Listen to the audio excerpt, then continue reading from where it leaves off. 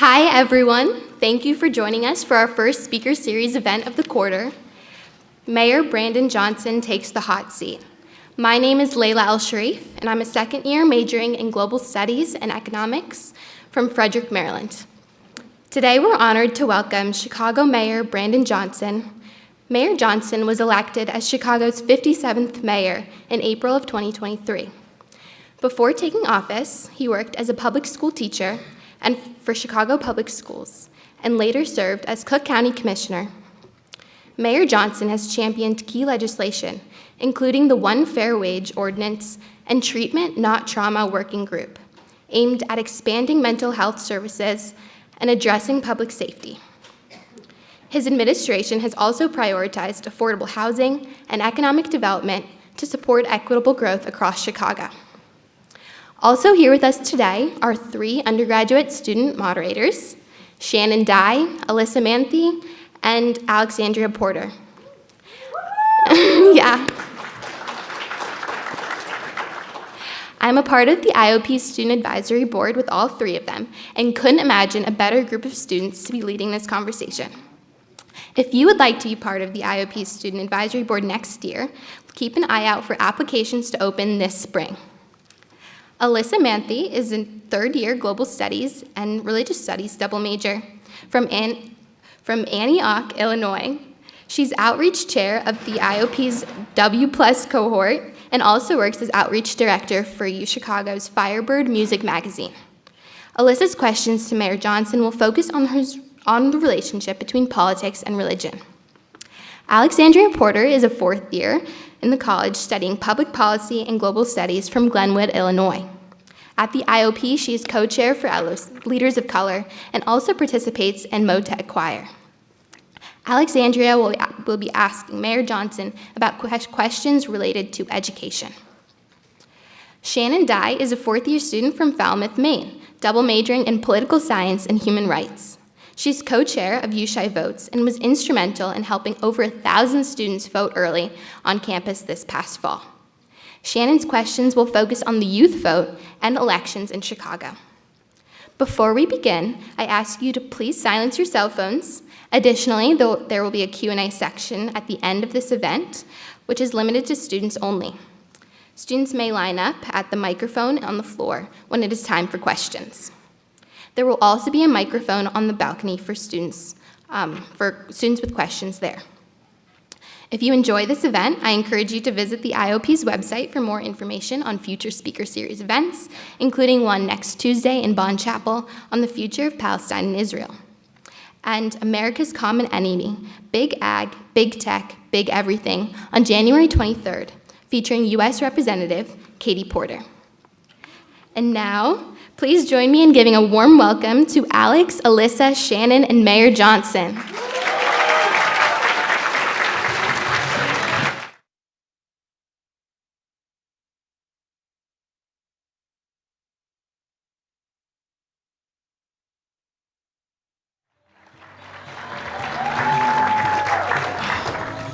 Well, good evening, everyone, and thank you for joining us tonight.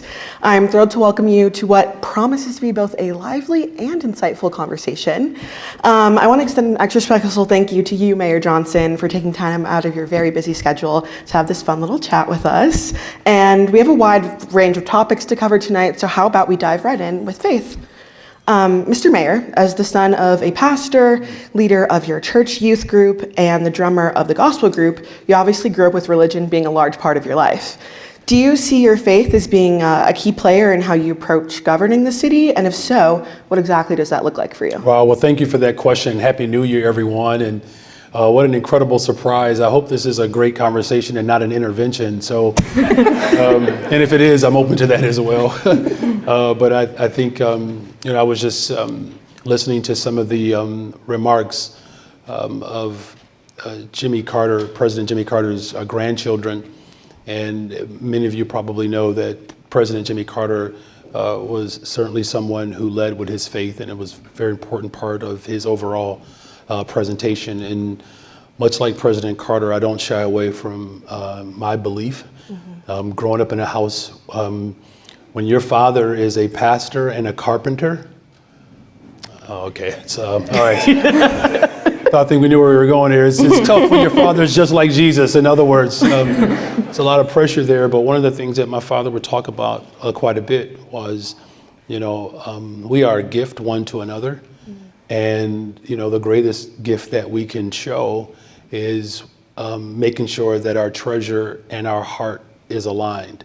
As the words of Jesus the Christ, where your treasure is, there your heart will be also.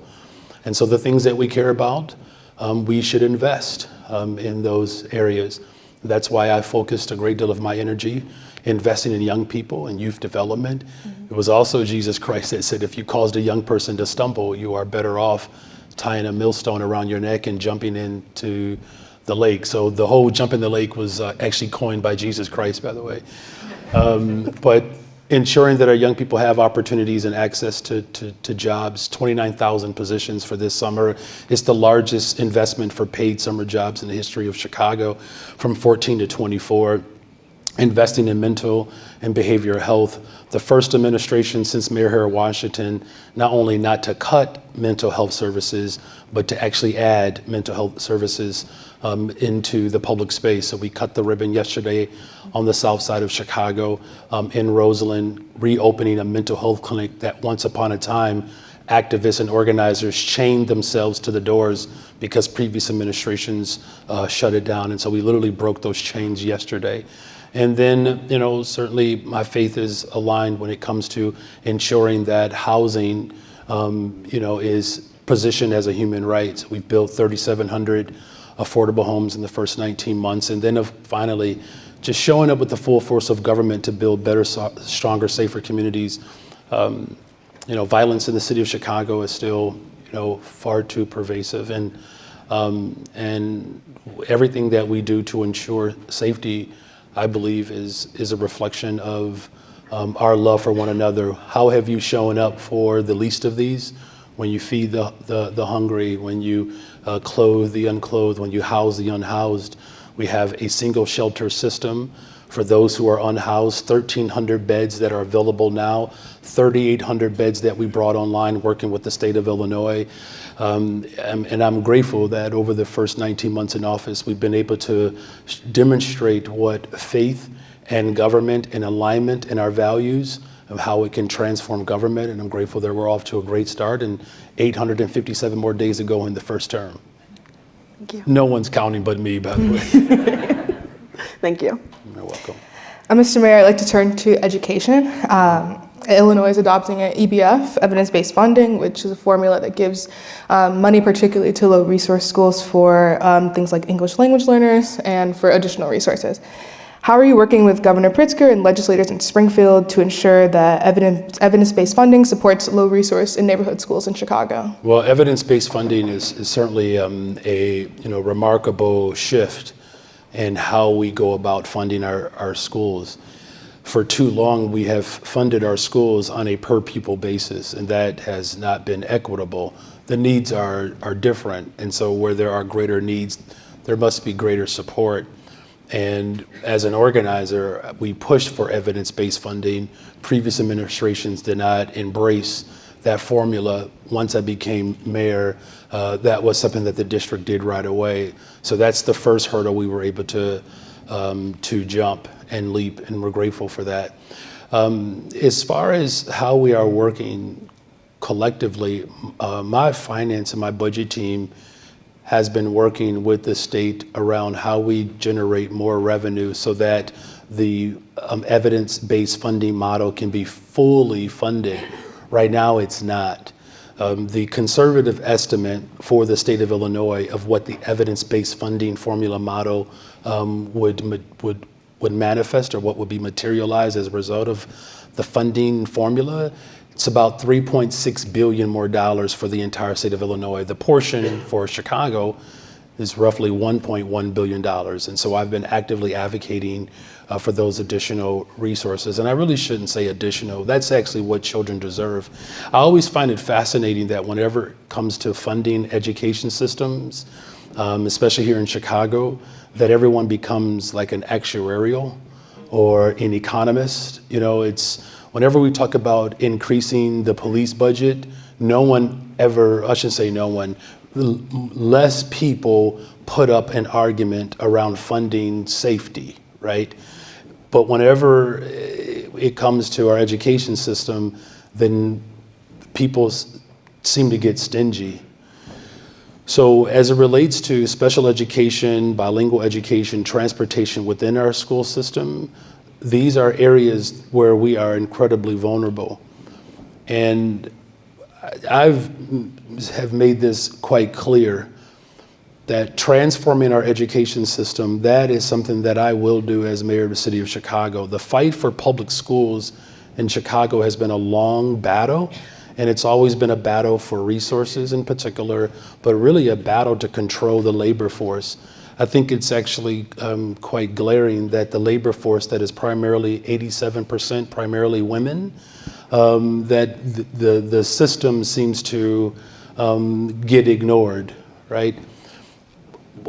The last thing that I'll say is that I believe the reason why it's so imperative that we fund our schools to a higher level, because the travesty of disinvestment in neighborhoods like mine, the Austin neighborhood, it has caused so much trauma that we don't appreciate the value of investing in communities where trauma has been the prevailing form, if you will, of governance.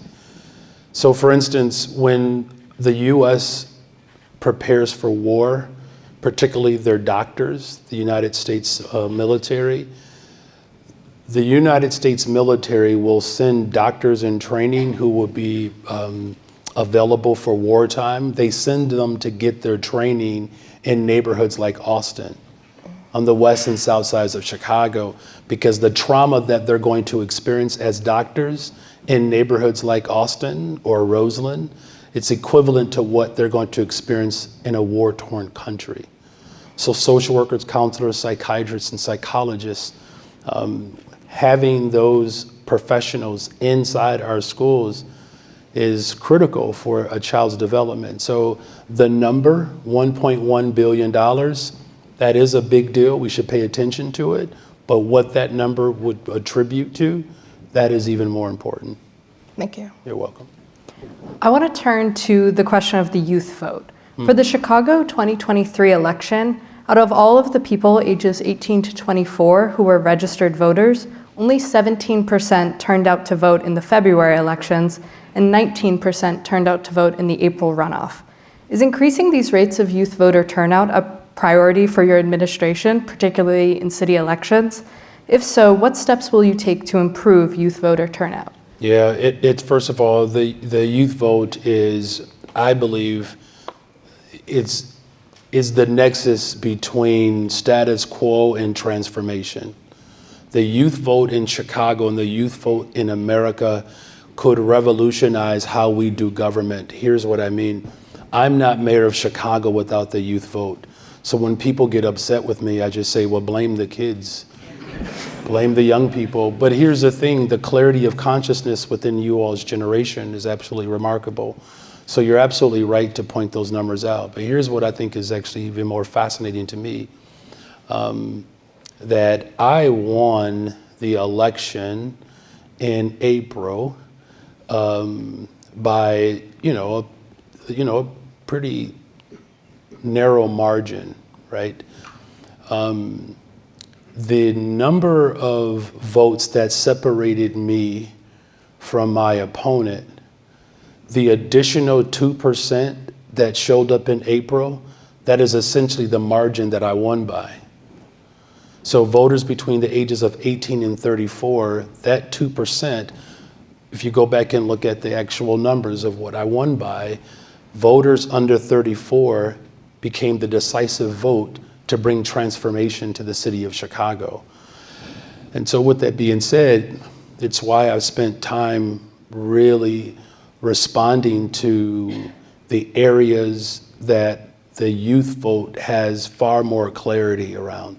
So you may have read that on January 1st, the city of Chicago, one of the largest, if not the largest city in America, we went 100% for our public buildings to be powered by renewable energy. 100% of public buildings, including our airports, both of our airports are now powered by electricity, renewable energy. This is something that the youth vote in particular has been clear about. It's why I re-established the Department of the Environment. It's why we have extended and expanded the CARE program, the Crisis Assistance Recovery Engagement, where when folks are having mental health crises, a police officer is not called. A trained mental health professional shows up to those crises to ensure that those individuals are getting the quality of care that they need.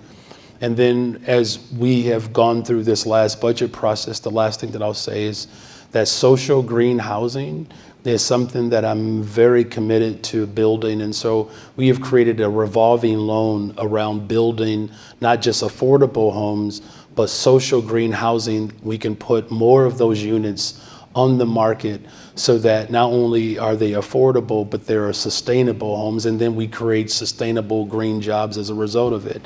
So it's not so much what I'm doing specifically to go out and tell young people they should vote for me. It's about me responding to what they voted for. Thank you. You're welcome. And these are very fascinating chairs and comfortable too, by the way. This is the nicest furniture I've ever sat on, so. They are quite comfortable. You all should try it afterwards. Your mayoral race was actually one of the first elections that I was actually old enough to vote in, so this is very touching to me. And engaging young people in civic participation is certainly crucial for shaping the future of our city, but so is ensuring that all Chicagoans, regardless of background, feel safe and supported by their communities. Which brings me to this past November. An Orthodox Jewish man was shot on his way to synagogue in West Rogers Park, the neighborhood home to the largest concentration of Jews in all of Chicago.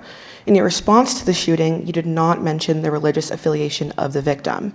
Deborah Silverstein, a member of the city council, stated on X, "Don't erase his identity and don't try to minimize the fear and anxiety my community feels after this attack. We're scared and we need to know that our mayor has our back." What is your strategy for reconciling your relationship with Chicago's Jewish community? Well, let me just say that we were, all shook by the terrorist attacks that took place on October 7th, where, Hamas not only, executed an act of terror, but it was done in, in a way that, reminds us of how vulnerable we are because there's real anti-Jewish, anti-Semitic, and anti-Israel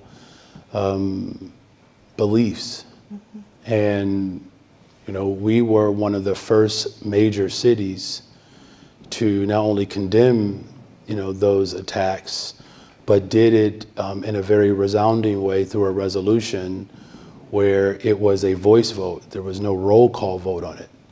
So we didn't even give people an option to decide whether or not they supported the resolution with a yes or no. We just did it through voice vote. And I say that that's important because as much as there has been a real clear division, unfortunately on our globe around, this war, we wanted to make it very clear as a city that we were united in supporting Israel and condemning these horrific attacks. And I'm very proud that we did that. Anti-Semitism is something that, as this crowd knows, has something, it's been with us for some time. Remember, as a student and as a public school teacher, some of the early lessons that we learned in social studies were centered around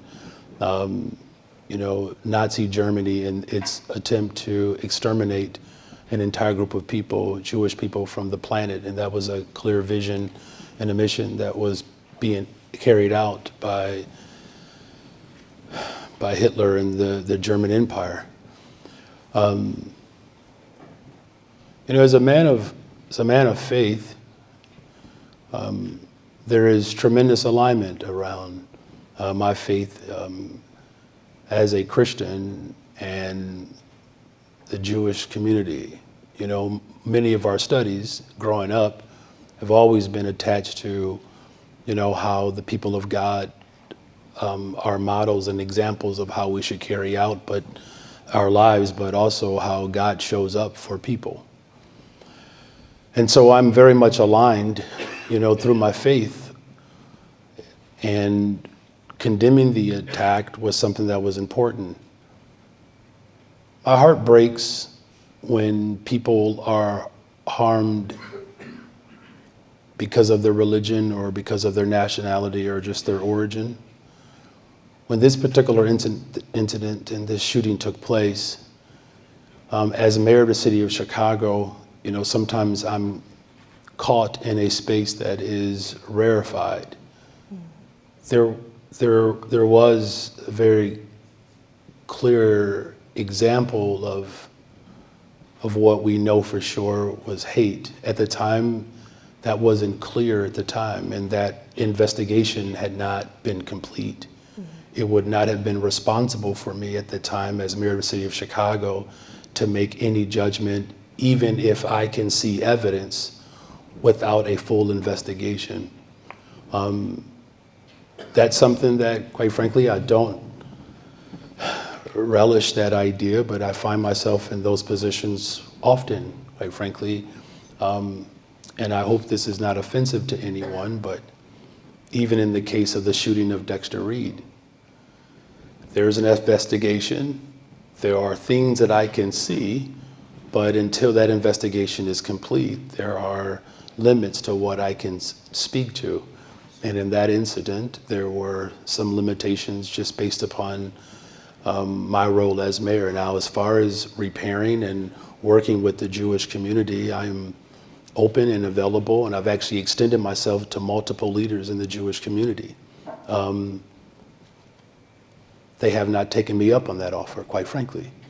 I've extended my hand. I am a brother, I am a son, I am a husband, and I am not perfect, but in no way have I ever not shown up for the people in this city, in this country.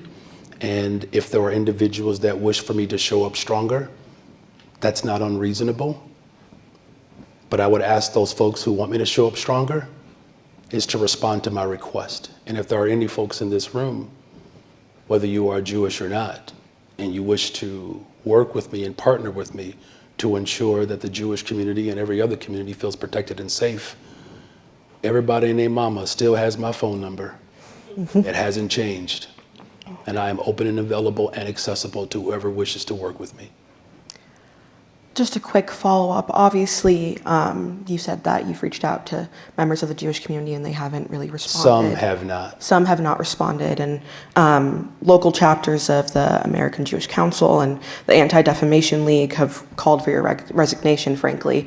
Is there anything, looking back on what happened this past November, that you would change in your response, or what are your thoughts on that?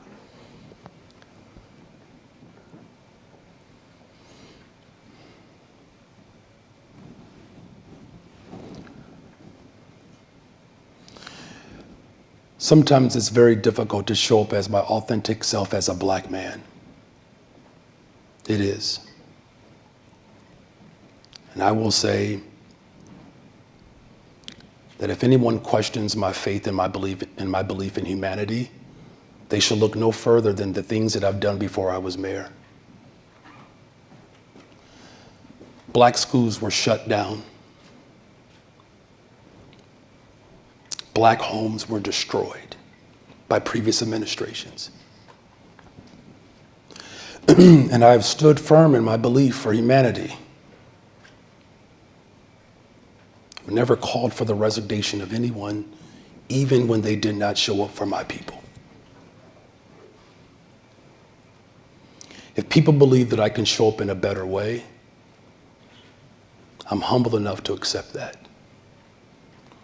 What I will not accept and what I will not tolerate is the ridicule and the accusation of a black man who understands what it's like to live in a city that has not always shown up for my people. I will never return an eye for an eye or a tooth for a tooth. If you want me to be better, work for me. And work with me. And so if there's anything that I think we all can do better, don't ask for an eye for an eye.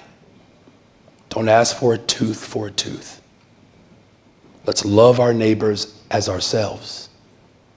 And that's what I'm committed to doing with anybody who chooses to work with me. Thank you. You're welcome. Okay, so turning back to the topic. Can we talk about the Bears? Unfortunately, we're going back to education. I want to talk about the elected school board. Recently, CEO Martinez was fired by the 6-person school board that you appointed after the original board resigned in October.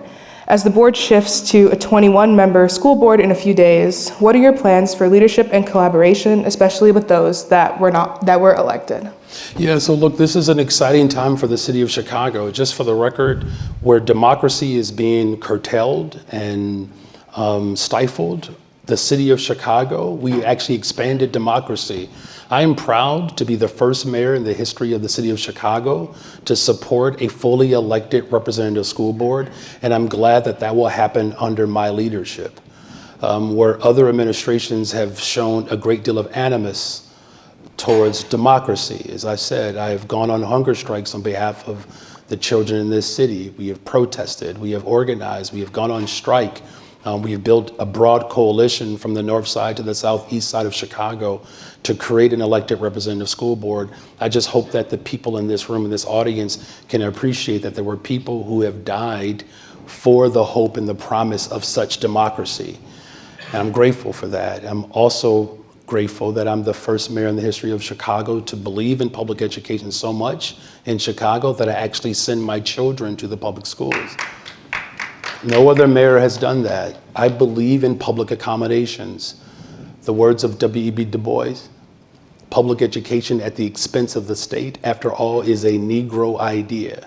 The ideal of public accommodations come from the very struggle of my ancestors who built this country, who called for public accommodations to show up on behalf of the very people who have not just been marginalized, but have been brutalized, ostracized, and killed ultimately because of our desire and our fight to see government show up for the people who built the country.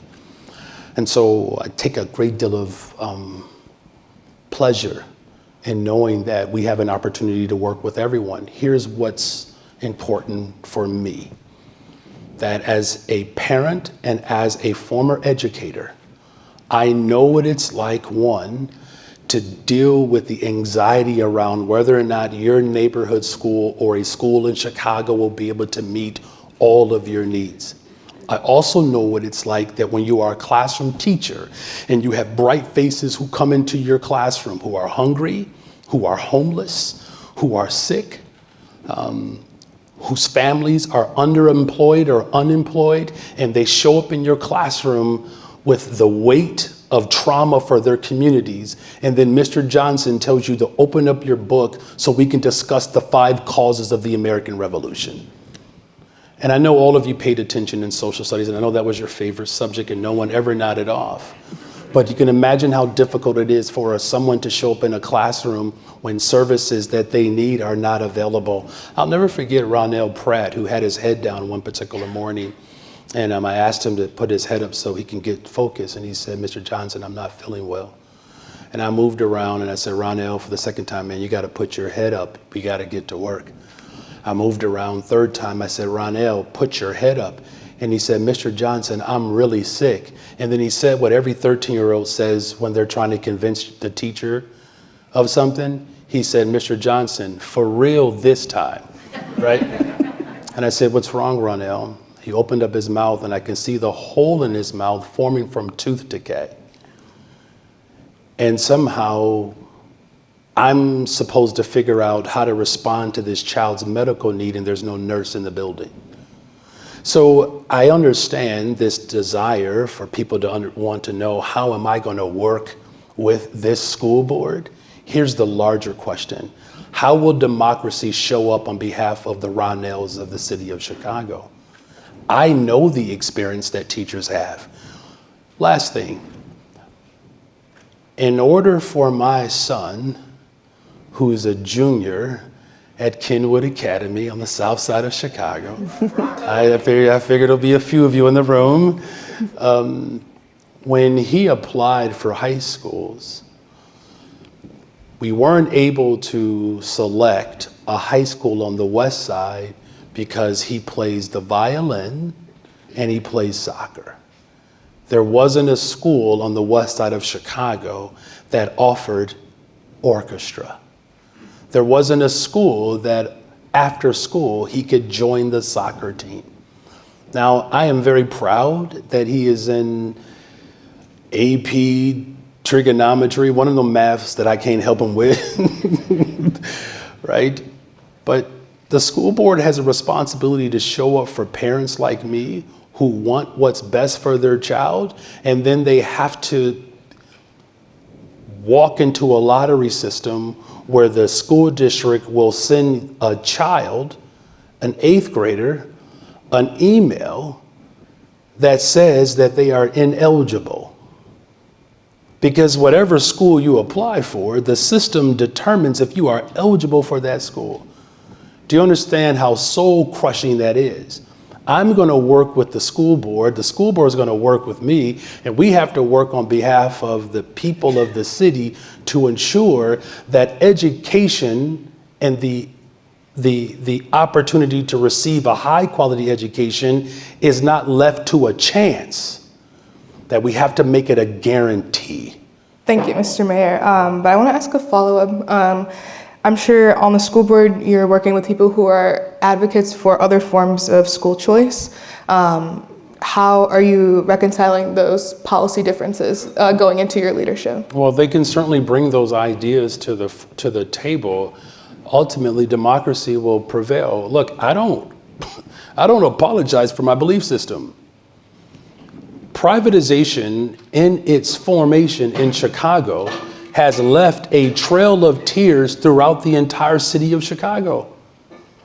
The problem with choice, again, it doesn't provide guarantee. It sets up winners and losers.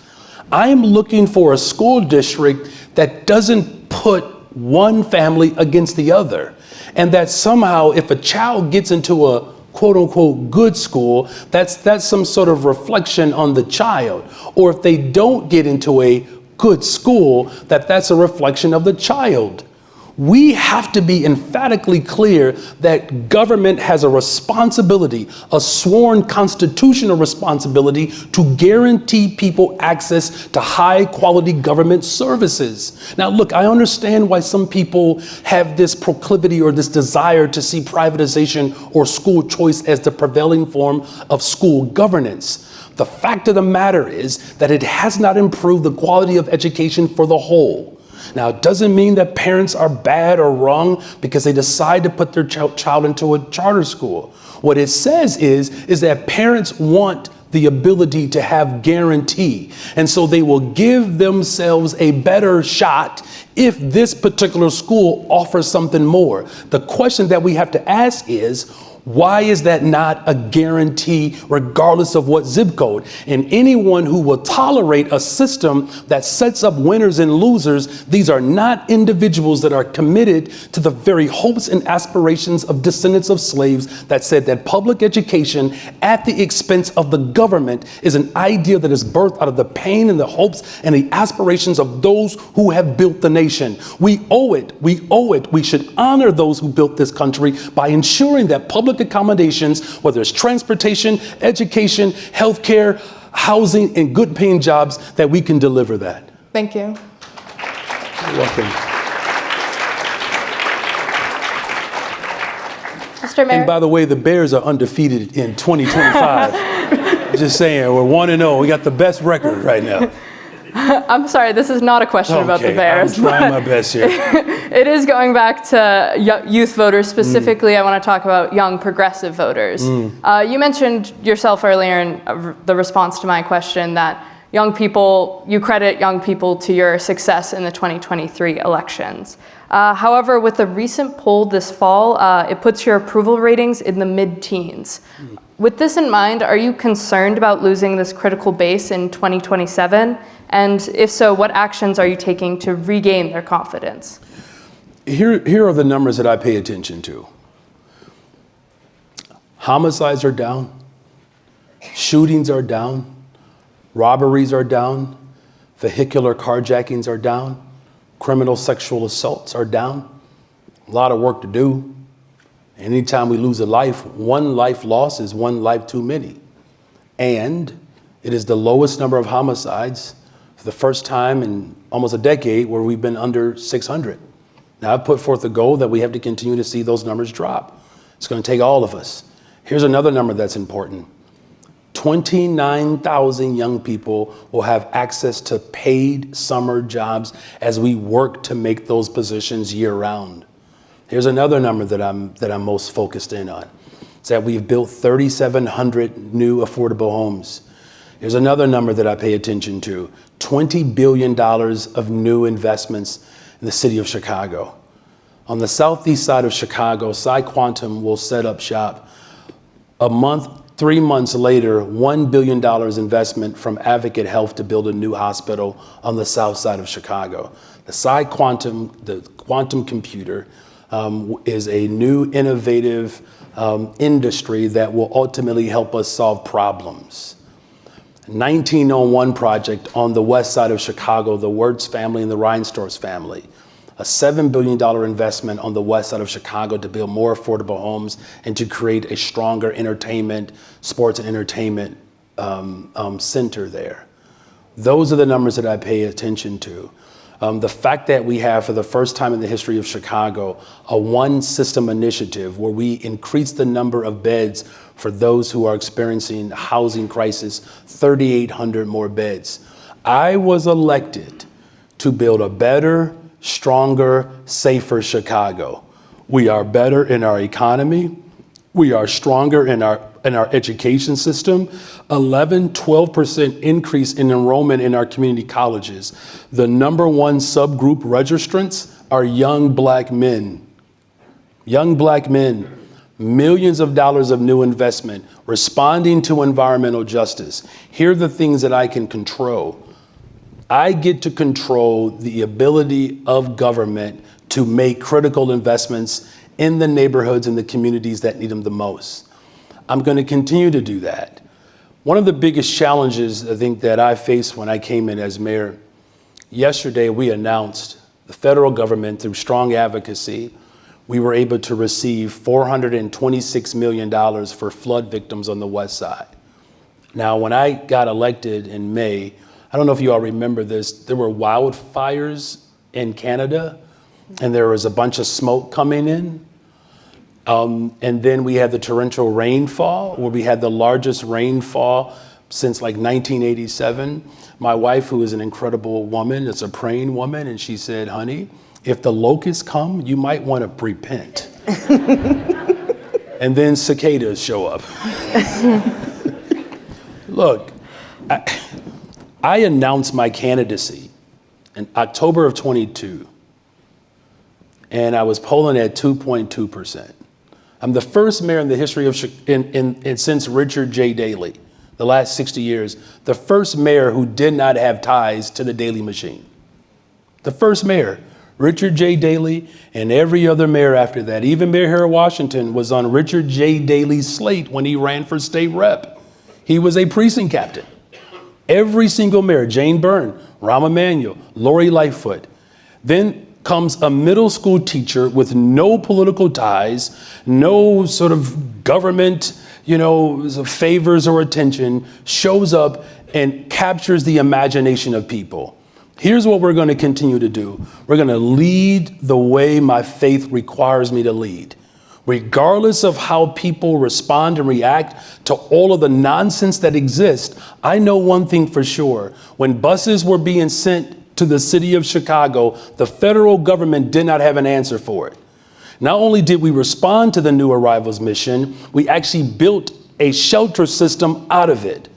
Here's what I ultimately believe: that the city of Chicago has the grace to be the city that sits at the center of all that which is possible on our globe. It's like a Joseph anointing, where Joseph, at a time of leadership where there was tremendous famine and people were disenchanted with government, at the end of that story, Joseph was able to take care of his siblings, the ones who were upset with him, and also feed the world, the ones who were sent to him.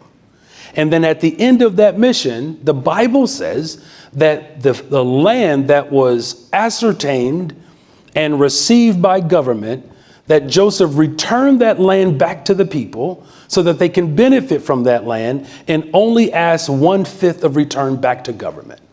That is the model that we are building in Chicago. And I believe, and I'm confident, that we're going to weather this storm. The personal attacks that people have placed against my administration, the make-believe scenarios that they have presented. The last I checked, the new arrivals mission was a problem before I became mayor. Where was the state?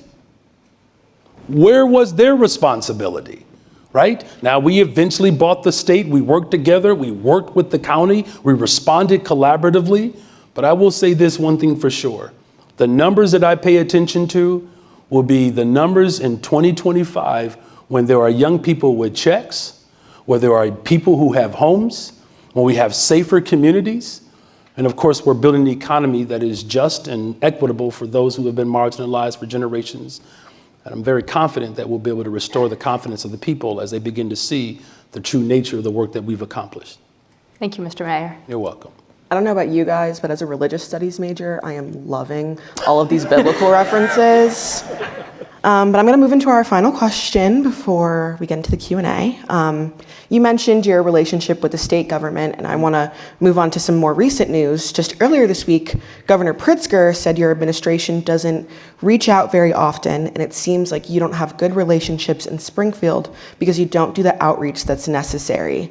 In general, your administration has been, criticized for lack of coordination with not only the city council, but also, the state government. What do you think has caused this perceived dysfunction, and what is your plan to address it moving forward? Yeah, so as mayor of the city of Chicago, we've carried out our vision in the city where we have passed the most significant substantive ordinance around paid time off anywhere in the country. The people of Chicago asked for a day off, and I gave them 10. 1.1 million workers have paid time off as a result of the work that we've done. The second thing that we were able to accomplish with City Council was we abolished the sub-minimum wage. Tip workers, that form of income has ties to the vestiges of slavery. We eliminated the sub-minimum wage by ensuring that tip workers, primarily women, brown and black, receive raises on top of their tip. We were also able to build a one shelter initiative collaboratively with the state and the city. The Democratic National Convention will go down as one of the most historic conventions in the history of America. We collaborated with the state, the county, we got it done.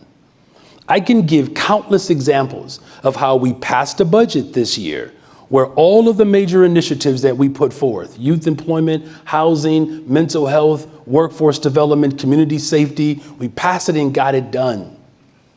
We have been working collaboratively with the city and the state, and there's proof and evidence of that.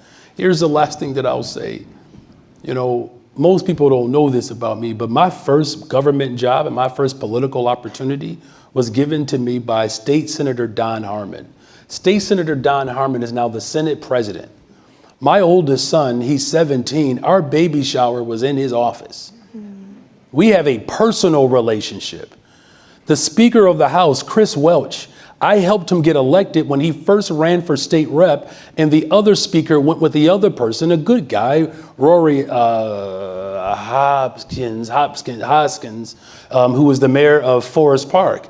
We helped Chris Welch get elected. Chris Welch helped me get elected when I ran for county board. State Senator Lakeisha Collins, you all should look her up.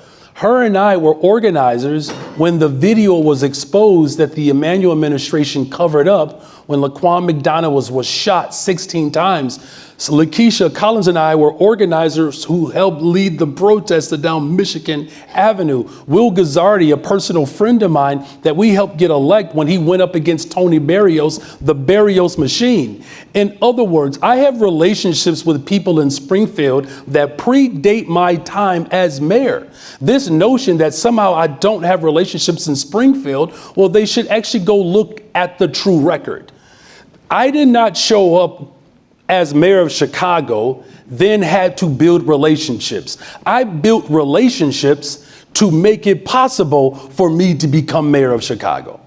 And that's all very, very important. But that doesn't change the fact that Governor Pritzker's administration is singing a very different tune. A direct quote is, "We, by the way, scheduled calls and then they didn't show up." And then there was a December call that happened in which they didn't ask for anything.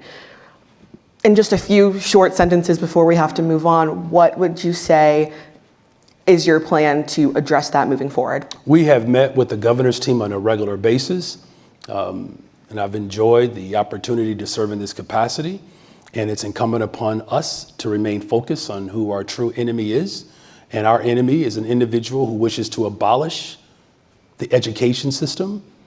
There's an enemy who believes that the nation that was built by descendants of slaves and immigrants, that we do not have a place in government. There's an enemy who does not believe in climate change. Our focus, as Chicago goes, so goes the state of Illinois. As the state of Illinois goes, so goes our region. As our region goes, so goes this nation. We have to remain committed with a strong, firm conviction as Democrats and more specifically as progressives, who our enemy is, and it's not one another. Thank you, Mr. Mayor. You're welcome. Moving to audience questions, there's a standing mic. Remember that questions are for students only. Please keep your questions brief so we can try to get as many answered as possible, and make sure that your statement ends in a question mark and not a period. I'll go first if that's okay. I don't know if there's people up on the balcony. We'll go back and forth. Perfect. My name is Oliver. I'm a second year in the college. I'm majoring in political science and urban studies. I think it's no secret to people in this room that the city of Chicago could do with some creative sources of funding. I know we've had kind of ongoing budget fights for much of the last year. And I saw one particular solution that I want to highlight, and I have a question for you, Mr. Mayor. Do you think the University of Chicago should pay property taxes?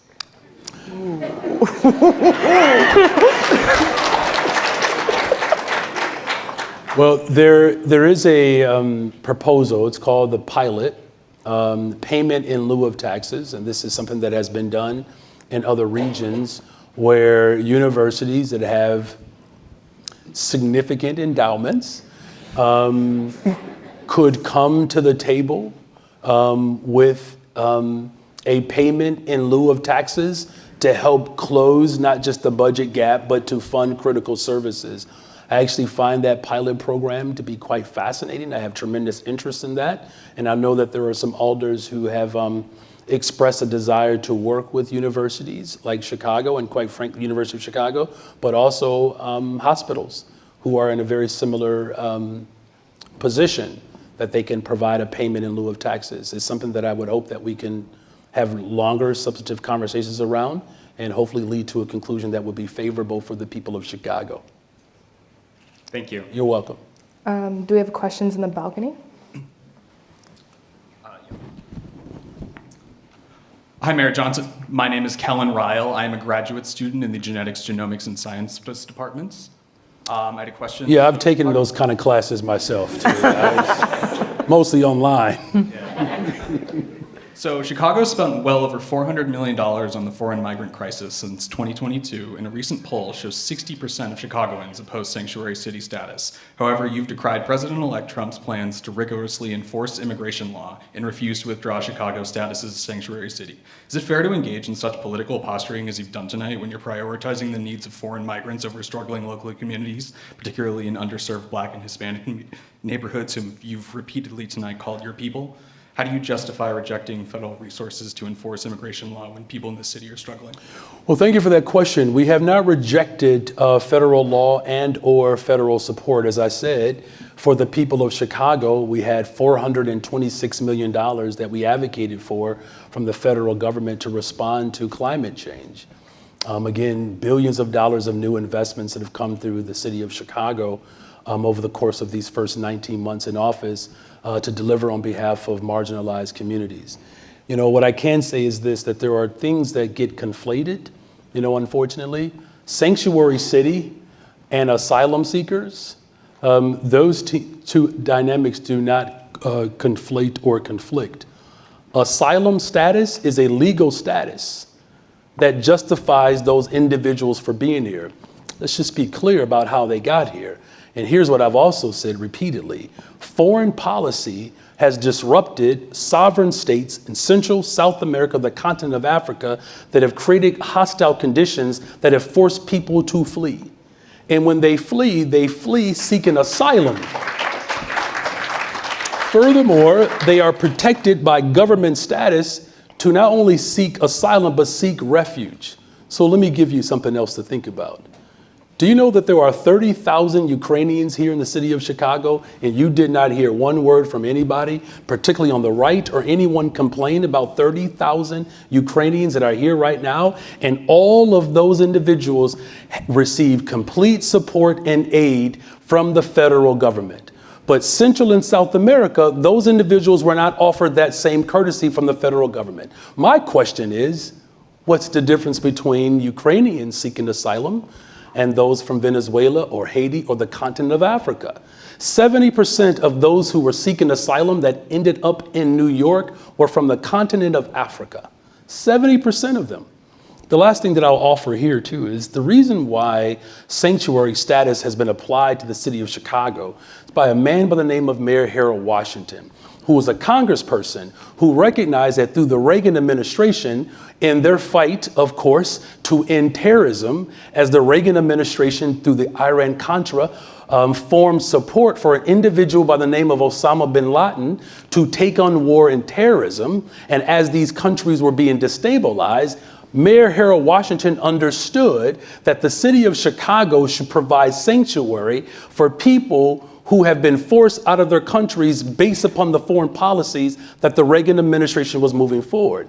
It's that little known fact and history is why asylum, refuge, is a protective status, that they are not illegal by way of the asylum status that they have by way of the pressure and the foreign policy that has been administered against those individuals. I wish we could do more to help people understand that Ukrainians, 30,000, federal support, but yet Central and South Americans got nothing. But I'm grateful that the attack from the governor of Texas, the city of Chicago rose above that. We actually built an operation out of love and care while also making sure that we are taking care of our siblings as Joseph did and responding to the needs of the world.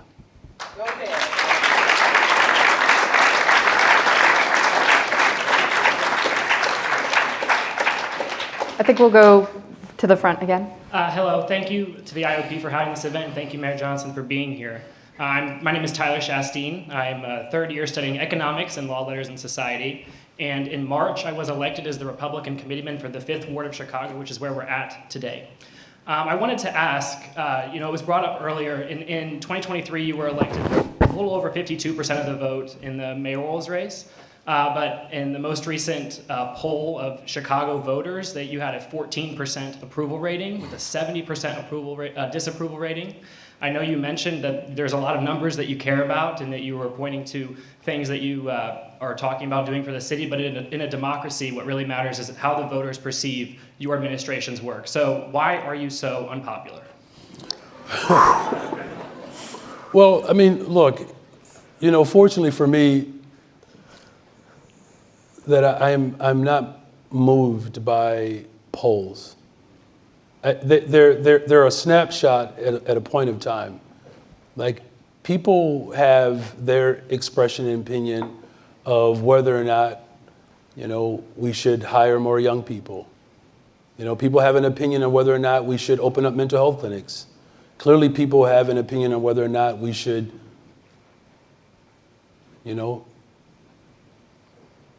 stay to international and national law. That people have those opinions, and, I can say this emphatically. I was elected to build a better, stronger, safer Chicago. And I will stop at nothing to ensure that that happens. Thank you. We'll take one more question from the balcony and one more from the floor. Thank you, Mayor Johnson, for being here. You're welcome.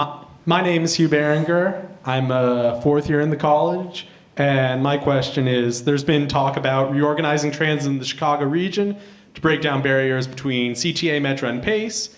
Do you support these proposals, and how will you ensure that the city gets the best transit service if such a new arrangement comes into effect? Yeah, so public transportation, as I said earlier, thank you for that question, is also deeply connected to the fight for civil rights.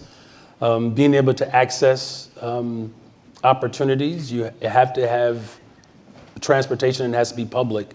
We have come a long way, over the course of my time as mayor. Ridership on multiple days in 2024 reached over 1 million folks. So we are getting back to pre-pandemic levels of those who are participating and taking advantage of public transportation. Our hiring is up, which was important. We're hiring more bus operators, train operators. That's critical to the services that people need. My vision for better streets and better buses, that plan continues to move as we look to create more bus-only lanes and as we look to electrify our fleet for more stronger and sustainable public transportation. Look, public transportation has to be reliable and it has to be safe.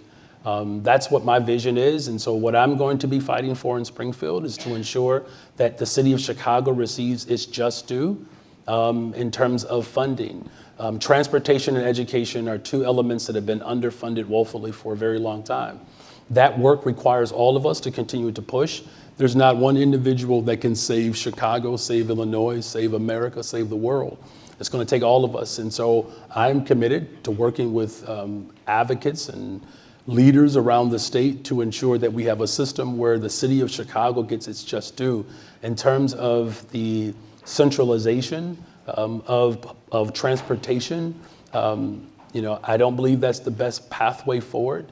But again, there are multiple conversations that are happening to ensure that our system is adequately funded, and we will have a more substantive conversation around sort of the equitable distribution of those resources, as well as the governance of our transit system.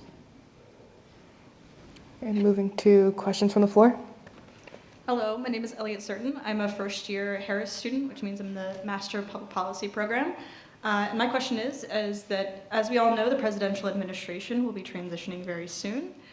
With policies popular, like increasing tariffs, the dissolution of the Department of Education, and rolling back federal protections for transgender students, what challenges do you see as most pressing for the people of Chicago, and what do you see as possible solutions to meet and make up for these difficulties, the difficulties that these policies create?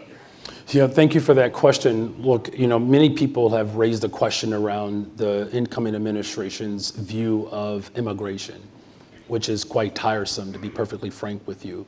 I just wish they would actually just pass a law. We have not had significant substantive policy around immigration in this country in over 30 years. I'm going to try this one more time. The last time we had it, the Bears won the Super Bowl. I just want one question about the Bears.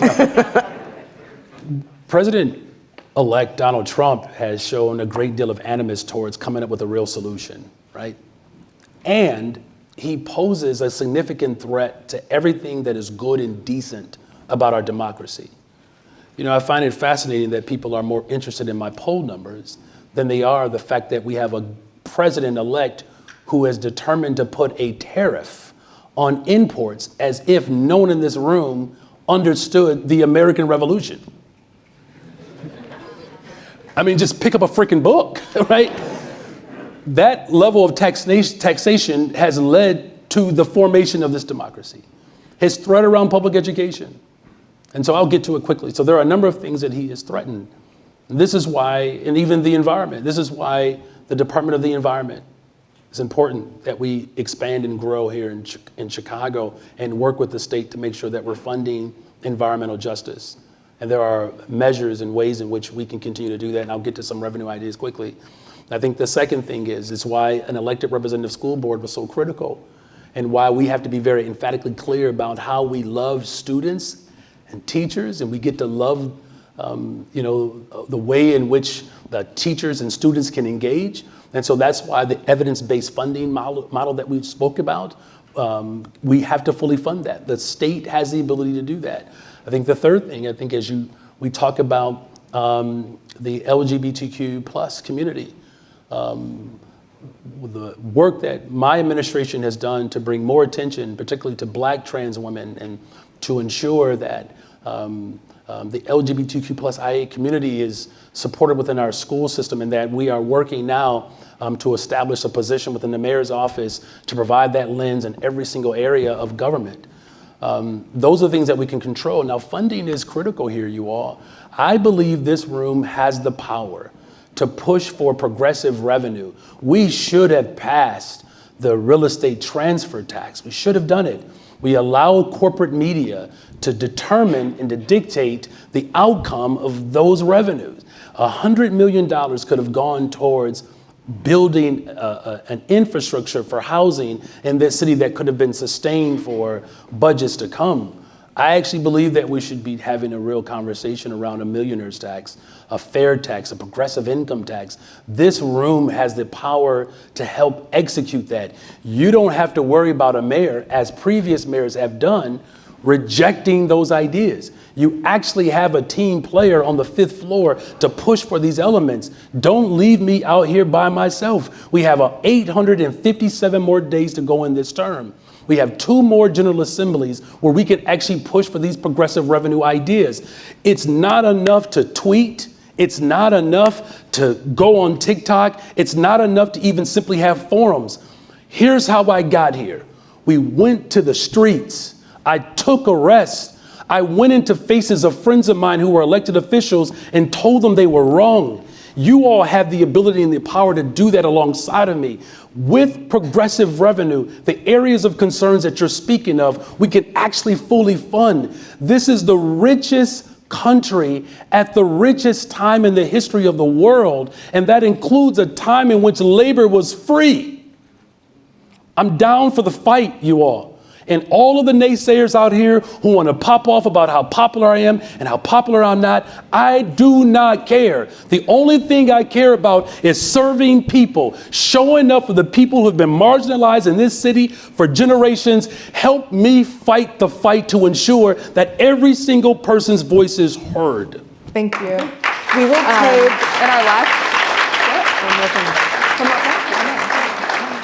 and our last question will be from the balcony.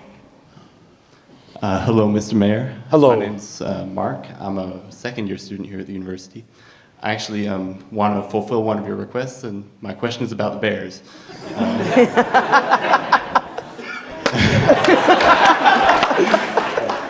Thank you, sir. Actually, the White Sox, too. Oh.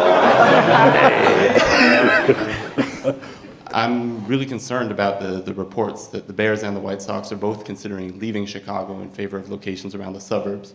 Yeah. But I'm equally concerned about the idea that the sort of massive tax breaks from the state and local governments will go to keeping these teams there and sort of lining the pockets of their billionaire owners. Yeah. As a taxpayer, I don't think that's a super efficient use of my money. That's why I want to ask you about sort of what the city and the state are doing to keep these teams here, to keep this sort of major legacy of the city of Chicago in Chicago, while also making sure that our tax dollars will be spent efficiently. Yeah, that's a great question, and I hope those who weren't able to ask a question tonight, I hope you are comfortable writing your question on a note card, and if you're willing to do that, we'll be happy to get a response to you. We'll get something back to you as soon as you want. So look, my main desire, of course, is to see the Bears and the White Sox and all of our sports teams do well. It'd be nice to have, winning teams, but I want to keep them in Chicago, right? And I've been very clear about that. As far as my personal belief around sports and entertainment, there has to be a public benefit and public use. That's what my requirement has been, and they have to put skin in the game. So as it relates to the Bears, there are a couple of items here, just quickly. The current stadium that the Bears are playing in, the state of Illinois created a configuration where tax dollars were used to secure that particular loan, and that stadium is owed $600 million on it still. So it's a depreciating structure. So there's $600 million on it, and you only can use it, I don't know, a few times a year, like the 12 games or whatever, the 8 preseason. It has been used for concerts, but of course, because it's not a dome, the weather can certainly have an impact on its usage. And so the proposal that the Bears have right now, as I said, public benefit, public use, and they have to put some skin in the game. The Bears' proposal right now does two things. One, it pays off the $600 million debt on the current stadium. And then there's $2.2 billion to build a new stadium. So essentially the stadium is built through the billionaires as well as the debt of the current stadium. The other portion of the dollars that are used to build the stadium are through the ISFA, Illinois Sports Authority, something association, ISFA. And it's essentially revenue is raised through ISFA through the hotel tax. The thing about ISFA, the only thing that those dollars can do, those dollars can only be used to build stadiums. It was the last legislative act, I believe, that Mayor Harold Washington did. So ISFA was created under Mayor Harold Washington to build stadiums, and it is funded through the hotel tax. So the Bears Stadium, or the deal would, the billionaires would pay for the debt in the current building, pay for the new stadium, and then visitors would pay the rest. So essentially the stadium is built by visitors and billionaires, and the debt is absorbed by the billionaires. What the Bears are asking for are infrastructure dollars to build up around the stadium. Now, we need infrastructure transformation in the state of Illinois. If there is a better infrastructure project in the state of Illinois that would create 43,000 jobs for the region, 23,000 jobs for Chicagoans, and $8.1 billion in income, I would gladly listen to that idea. So taxpayers are not paying to build the stadium. The billionaires and visitors who go to hotels, because that's where the tax of ISFA, that's what they generate, that's how the stadium is built. Furthermore, if ISFA was designed to build schools, we wouldn't be in this conversation. I would rather build a school, but ISFA can only do one thing. Now, the Bears could build the stadium, take care of the debt, and then no infrastructure happens around there. We are calling for the infrastructure because it's going to create jobs.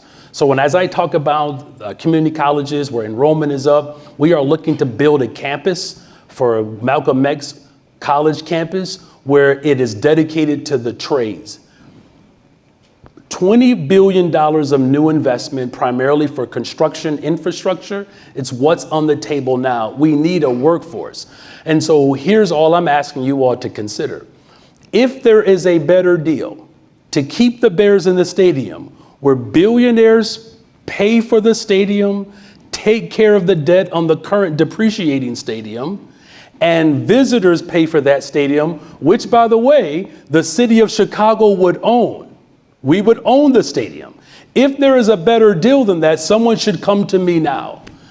I actually believe 43,000 jobs for the region, 23,000 jobs for the city of Chicago, 2,300 permanent jobs once the stadium is done, where we create more green space, open air, where we have soccer fields, baseball fields, open recreation area, where Chicago Public Schools students could participate in using that space that's going to be available with the build out. If there is a better plan to make billionaires and visitors pay for a stadium that we own, where we create infrastructure ideas that create jobs, holler at your boy. Thank you, Mr. Mayor. Thank you all. That's Thank all we have time for tonight. Thank you all for being here and engaging in this important conversation. And a special thank you to you, Mr. Mayor, for coming here to the University of Chicago. Have a great night, everyone. Hey, let's give it up for our moderators.